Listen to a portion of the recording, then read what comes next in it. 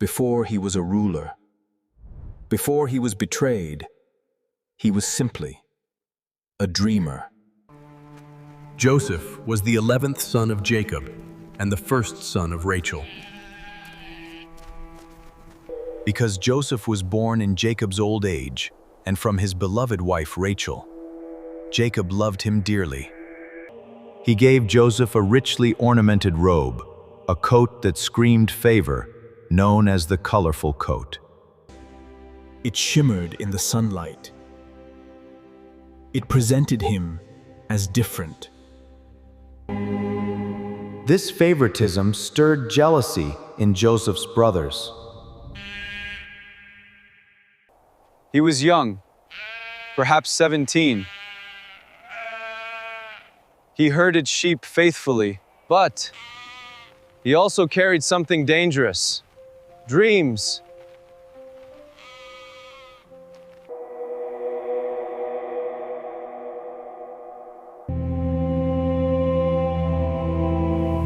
Joseph dreamt of sheaves of wheat in a field. Joseph dreamt about his brother's sheaves bowing towards his sheaf. He told his brothers about the dream, and they were silent.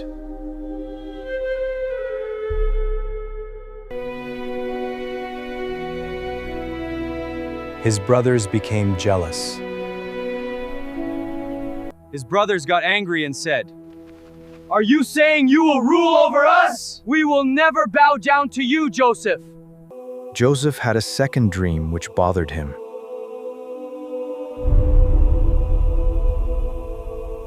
He dreamt about the sun, the moon, and 11 stars bowing to him. Jacob was troubled because of Joseph's dreams. Do not be afraid, father. His father was not happy and warned him. All this was in Joseph's brothers' eyes. They watched him closely. They whispered among themselves. Jealousy was brewing.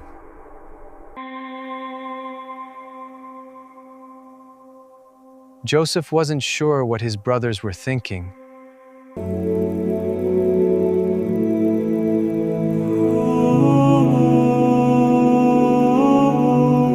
He shared the dream, and that didn't impress his brothers, and hatred deepened. Brothers turned away in anger. Soon, opportunity came, and they couldn't wait to make him disappear from their sight. They saw him approaching. They whispered, and the plot was on another scale. They said, "Here comes the dreamer," whispering silently.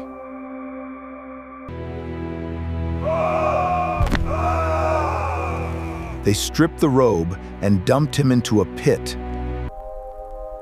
They sat down to eat, casually, as if nothing happened. A caravan with Ishmaelites crossing the desert approached. Joseph's eldest brother Reuben thought of selling him to the Ishmaelites. All the brothers agreed, and silver exchanged hands. They had betrayed their brother Joseph. Joseph was sold as a slave to the Ishmaelites. His brothers went home with a lie. The brothers showed Jacob the coat smeared with goat blood. They told him Joseph was attacked by wild animals. He believed the lies, but deep inside, he was shattered.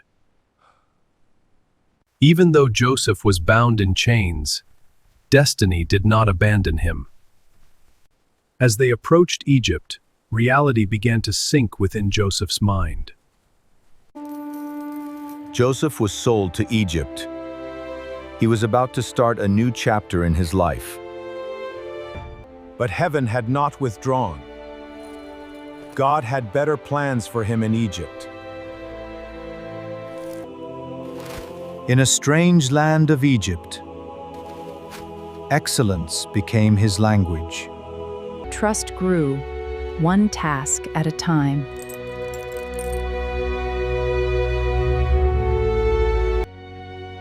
But Potiphar's wife tempted Joseph, as he was handsome and a well-mannered young man.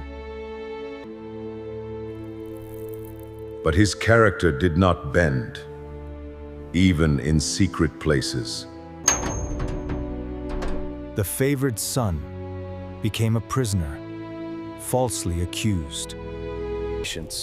The iron door closed, and with it, every visible sign of the promise.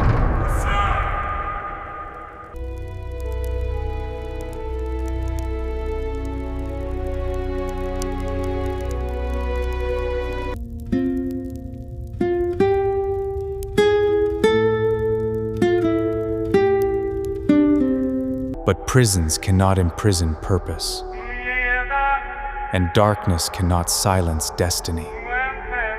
Where others collapsed, Joseph served. Where others cursed, Joseph remained faithful. The keeper of the prison saw something different in him. Strength without bitterness, authority without arrogance. And once again, responsibility found the betrayed dreamer. Then one night, the palace shook, and two powerful men were thrown into Joseph's darkness. The cupbearer had a dream on the same night, a dream that refused to be ignored. The baker had a scary dream, which was interpreted by Joseph. The king's cupbearer and baker, haunted by their dreams. In 3 days, the cupbearer would stand again before Pharaoh. He would regain his position. There was no restoration for the baker. Instead, he was executed after 3 days, just as interpreted by Joseph. The interpretation was from God. The cupbearer was restored, and the baker was executed. 2 more years passed, and Joseph, still forgotten in prison. King Pharaoh had a disturbing dream. He was so eager to know what the dream meant. He saw 7 healthy cows rise from the Nile, swallowed by 7 thin and starving beasts. Then 7 heads of grain, full and golden, devoured by 7 scorched by the east wind. He summoned every magician, every wise man in Egypt. But no one could reveal the meaning. Then the cupbearer remembered. In prison, there was a Hebrew man, a slave. He interpreted my dream, and it came to pass. Immediately, Pharaoh sent the guards to fetch Joseph from prison. In a single moment, the dungeon gave way to destiny. The forgotten slave now stood before the ruler of Egypt. Joseph told the king that God will give him the answer to his dreams. The 7 healthy cows are 7 years, and the 7 good heads of grain are 7 years of abundance. But 7 years of famine will follow, so severe that the years of plenty will be forgotten. The dream was given twice, because the matter is firmly decided by God, and God will bring it to pass. Let Pharaoh appoint a wise and discerning man, and store 1/5 of the harvest during the years of abundance.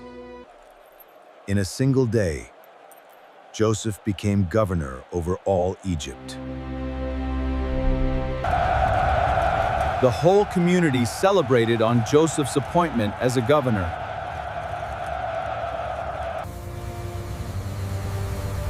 The earth yielded abundantly, beyond measure.